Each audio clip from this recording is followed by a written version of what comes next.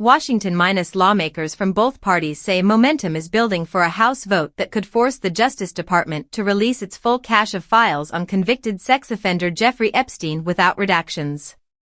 Representative Khanna of California and Representative Thomas Massie of Kentucky expressed confidence during a joint appearance on ABC News This Week with George Stephanopoulos.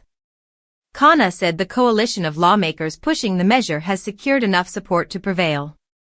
Massie added that he expects the vote to be resounding, reflecting bipartisan frustration with how the case has been handled. The initiative comes despite speculation that Senate Majority Leader John Thune of South Dakota could move to stall the legislation. Critics also worry the Justice Department might sanitize or withhold names of political figures before making the documents public.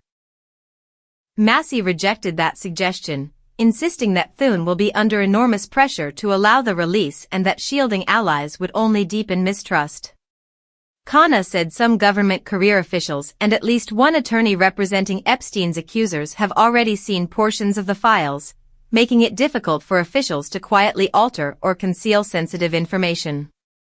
He argued that full disclosure is necessary for transparency, even if it implicates high-profile figures. The issue has long been politically charged. For years, allies of former President Donald Trump have alleged that Democrats worked to obscure the identities of Epstein's powerful associates.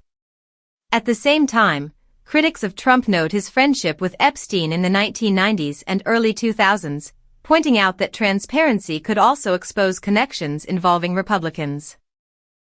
The Justice Department has previously insisted it found no client list tied to a sex trafficking operation, announcing in a July memo that it had no plans for further disclosures. That statement fueled suspicion on both sides of the aisle and revived calls for congressional action. Former Florida Attorney General Pam Bondi, who has advised Trump, reportedly told him earlier this year that he appears in the files. Epstein, who died in federal custody in 2019, maintained ties with a wide network of wealthy and politically influential people over several decades, including both Trump and former President Bill Clinton. Being listed in the records, however, does not necessarily indicate criminal behavior or involvement in Epstein's crimes. As the House prepares for a potential vote, pressure is mounting on the Justice Department and Senate leaders to allow a release unaltered by redactions. Advocates argue that only a complete airing of the records will provide accountability for Epstein's victims and put to rest years of speculation about the extent of his connections.